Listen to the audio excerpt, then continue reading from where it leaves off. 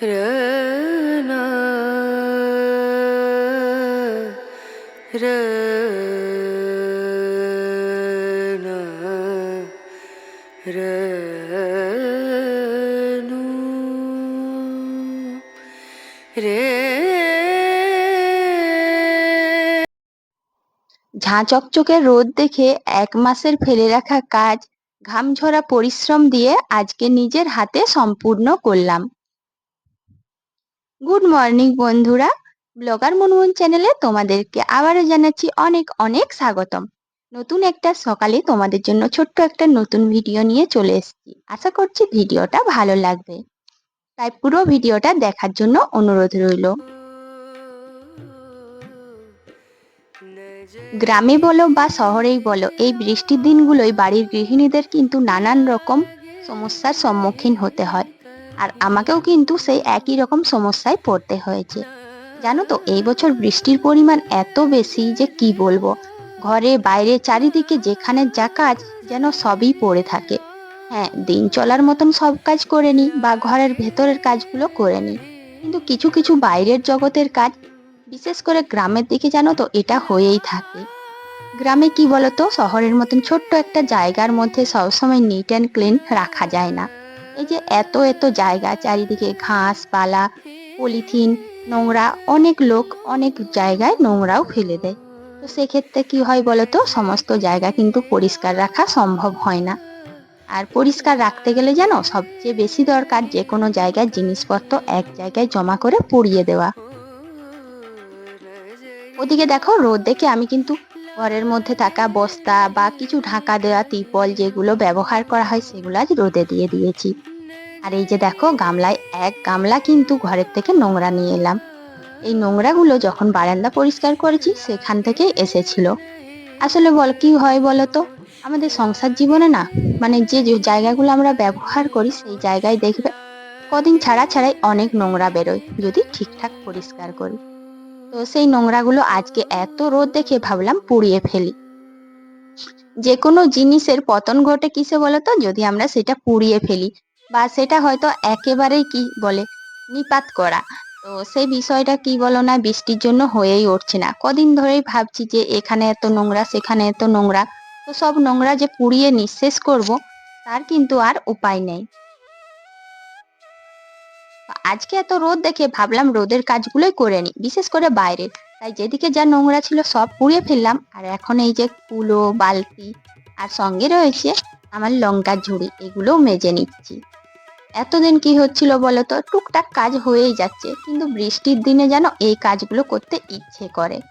হ্যাঁ, সংসারের ভেতরে যেগুলো আমরা বাড়ির ভেতরে পরিষ্কার পরিচ্ছন্ন করি সেগুলো তো করা হয়, কিন্তু জানো তো বৃষ্টি বা মেঘলাচ্ছন্ন আবহাওয়ায় ইচ্ছেটা কম থাকে। মেঘলাচ্ছন্ন আবহাওয়ার পর যখন দেখবে একটু রোদ উঠেছে, তখন আমাদের সংসারের বিভিন্ন জায়গায় বিভিন্ন কাজকর্ম করতে অনেক অনেকখানি মন এগিয়ে আসে।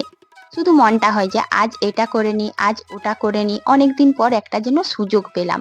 হ্যাঁ, সংসারের কাজকর্ম সেটা তো রোজ রয়েছে, তবু ওই যে বাড়তি কিছু কাজ থাকে যেগুলো আমাদের হয়তো ৭ দিনে ১ দিন করতেই হয়, বা হয়তো ঘর বাড়ি পরিষ্কার করলে করতেই হয়। সংসারে তো কাজের কোনো শেষ নেই, তো এই বৃষ্টির আবহাওয়ায় করতে ইচ্ছে ছিল না। আর আজকে দেখো, মনটা এত উৎফুল্ল হয়ে যাচ্ছে যেন মনে হচ্ছে চারিদিকে সমস্ত কাজকর্ম আজকেই করে ফেলি। তো দেখো, এখানে সব জিনিসপত্রগুলো ধুয়ে করে মিলে দিয়ে এসেছি, মিলে বলতে উবুড় করে দিয়ে এসেছি। আসলে সবসময় বেশিরভাগ দিন জামা কাপড় কাচার কথাই তো বলা হয়, তাই ওটাই বলে ফেললাম। এখন দেখো, ঘর দুয়ারগুলো একটু ঝাড়াঝাড়ি করে নিচ্ছি। যদিও কিছুদিন আগে ঝেড়েছিলাম, সেইভাবে ময়লা নেই, কিন্তু ওই যে মাকড়সার বাসা আছে। আর জানো তো বন্ধুরা, আমার ছেলে না মাকড়সা যদি একটা দেখেছে আর তাহলে সেই রুমে ঢুকবে না। ও প্রচুর ভয় পায় মাকড়সাকে। মানে গ্রামে থাকে, গ্রামের ছেলে, কিন্তু জানি না কেন মাকড়সাকে ভীষণ ভয় পায়। আর আমাদের এখানে মাকড়সার যেন এখানে রাজত্ব চলছে। আর দেখো, এই যে ফ্যানটা না নিয়ে আমি অনেক কিন্তু জ্বালাতন ভোগ করি। আমাদের এই বাড়িটা অনেক পুরাতন, আর এই পুরাতন হওয়ার জন্য যেন মানে আগেকার দিনের বাড়ি তো অনেকটা উঁচুতেই সিলিং রয়েছে। অনেক উঁচুতে সিলিং হওয়ার জন্য দেখো বন্ধুরা, আমি কিন্তু চেয়ারে উঠেছি, আবার চেয়ার থেকে কিরকম একটা মাথা ঘোরানোর মতন লাগছিল বলে নিচে নেমে গেলাম। আসলে আমার তো স্পন্ডোলাইসিস রয়েছে, যার জন্য না ঠিকঠাকভাবে ঝাড়তে পারলাম না। তাই নিচে দাঁড়িয়েই একটু ঝাড়ার চেষ্টা করলাম। আর কিছুক্ষণ সময় নিয়ে ঝাড়ার পর এখন দেখো চারিদিকটা ভালো করে ঝাড়াঝাড়ি করে ঝাড়ুটা দিয়ে দিচ্ছি। এই সিলিং ফ্যানটা আমি যদিও বা অনেক কষ্ট করে ঝাড়তে পারি, কিন্তু মোছামুছি করতে একদমই পারি না। কেন বলো তো, আমার হাত কুলোয় না, আর এদিকে আবার চেয়ারে উঠতেও পারি না। চেয়ারে উঠে বিছানার ওপরে যেন মনে হচ্ছে উল্টে যাচ্ছি। তাই ওই সিলিং ফ্যানটা মোছার দায়িত্ব তোমাদের দাদা ভাইয়ের। আর কি হয় বলো তো, মানে বাড়ির গৃহিণীরা যেভাবে পারে, ছেলেরা তো বাইরে কাজ বাজ করে, সেই জন্য অতটাও হয়তো মোছামুছির কাজটা পারে না, তবু যখন বলি চেষ্টা করে মুছে দেয়। আর আমি ঝাড়ার বিষয়টা কিন্তু নিজেই করি, আর ঝাড়তে পারি বলে যেন খুব বেশি ঝুলও কিন্তু হয় না।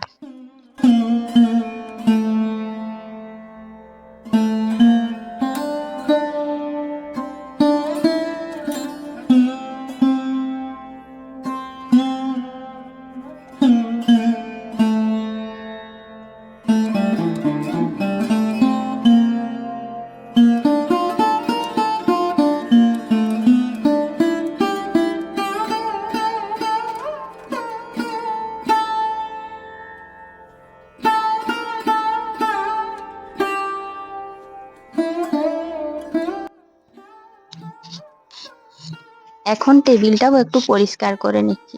সবাই খাওয়া দাওয়া করে নিয়েছে। আর তারপরে আজ ভাবলাম জানো তো, যে প্রতিদিনই মুছে দিই, আজকে একটু সার্ফ দিয়ে পরিষ্কার করি।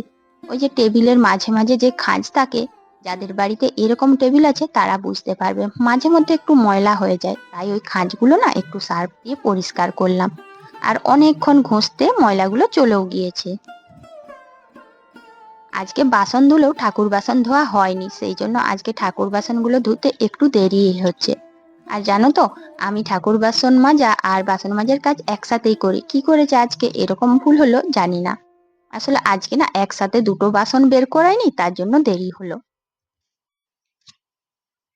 এই রোদ দেখলেই সব থেকে বেশি আগে মনে পড়ে জামা কাপড় কাচা ধোয়া বা ভিজে জামা কাপড় মেলার কাজ। তো ভিজে জামা কাপড় মেলার কাজ ছিল না, কিন্তু অনেকগুলো জামা কাপড় ছিল যেগুলো আমি কেচে নিয়েছি। আর কাচা ধোয়ার কাজটা তোমাদের সাথে শেয়ার করতে পারিনি, কেন বলো তো, সেই সময় না ফোনে একটুও চার্জ ছিল না। আর কাচা ধোয়াটা না অনেক আগে করেছি, তোমাদের সাথে ভিডিও করার কিন্তু অনেক আগে। তাই কাচা ধোয়া করেছিলাম আর ভিডিও একটু করে তারপর মেলে দিয়েছিলাম। তো দেখো এখন সবগুলোই কিন্তু প্রায় শুকনো হয়ে গিয়েছে। আর স্নান করে উল্টি দিয়ে এলাম। যদি জামা কাপড় উল্টানো থাকে তাহলে তাড়াতাড়ি শুকনো হয়ে যায়। আজকে রান্না করছি আলু আর ওই যে আলতি ছিল ওই দুটো মিশিয়ে সর্ষের তরকারি। এটার সঙ্গে কিন্তু মাছ দিলে খুব ভালো হয়, তো ছোট মাছ বলো বা বড় মাছ বলো, এটাই ভেবে রেখেছিলাম করব, কিন্তু কি করব, মাছ তো পাওয়া গেল না, তাই ভাবলাম ওটারই তরকারি করি। আর আজকে একটু অন্যরকম তরকারি করছি। এই যে পেঁয়াজ আর সঙ্গে ছিল উচ্ছে আলু দিয়ে চচ্চড়ি। জানো তো বন্ধুরা, এরকম উচ্ছে আলু চচ্চড়ি যদি তোমরা করো তাহলে দেখবে ভাতের সঙ্গে আর কিছুই দরকার হবে না। এই একটা সবজি দিয়েই পুরো এক থালা ভাত চেটে পুটে খাওয়া যাবে। আর উচ্ছে আলু চচ্চড়িটার সঙ্গে একটু লঙ্কা বেশি আর পেঁয়াজ বেশি দিতে হবে, ব্যাস। ভালো করে ভেজে তার উপর একটু সর্ষে দিয়ে দাও, এত সুন্দর লাগবে না। আজকে যেমন মাছ পেলাম না, কিন্তু আজকে এই রেসিপিটা দুর্দান্ত লাগবে ভাতের সঙ্গে খেতে। তাই জানো তো, আমি এরকমই করি, যে একটা ইচ্ছে পূরণ হলো না আর একটা ইচ্ছে করে দিই। আর সঙ্গে তো পটল ভাজা, আলু ভাজা, কাঁকরোল ভাজা এগুলো রয়েছে। তো বন্ধুরা, আজকে এই ঝাঁ চকচকে রোদ দেখে আমি কিন্তু সংসারের সমস্ত কাজ করেছি। আর এখন অনেকটাই বেলা হয়ে গেছে, তাই তাড়াহুড়ো করে রান্নাটাও করে নিচ্ছি। তো তোমাদের আজকের ভিডিওটা কেমন লাগলো অবশ্যই কিন্তু জানাবে। আর আজকে আমার চ্যানেলে যারা নতুন বন্ধু এসেছো, আমার ভিডিও দেখার পর যদি ভালো লাগে তাহলে একটা লাইক কমেন্ট করে পাশে থেকো। পুরনো বন্ধুরা সদা সর্বদা আমাকে অনেক ভালোবাসা দিচ্ছ গো, তোমাদের সবাইকে অনেক ভালোবাসা আমার তরফ থেকে। দেখো উচ্ছে আলুর চচ্চড়িটা হয়ে গিয়েছে।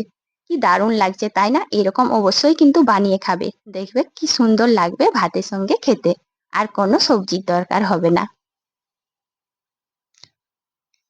আজকের মতো এত সুন্দর ঝলমলে রোদ অন্য কোনো দিন পাবো কিনা জানি না, তাই আজকের কাজ কেন, গত 1 মাসের কাজ একদিনে সেরে ফেললাম। এরকম কিন্তু অনেকেই করো, কি বন্ধুরা ঠিক বললাম তো? যারা এরকম ফেলে রাখা কাজ রোদ দেখলেই করে নাও, তারা অবশ্যই কমেন্ট করে জানাবে। টাটা।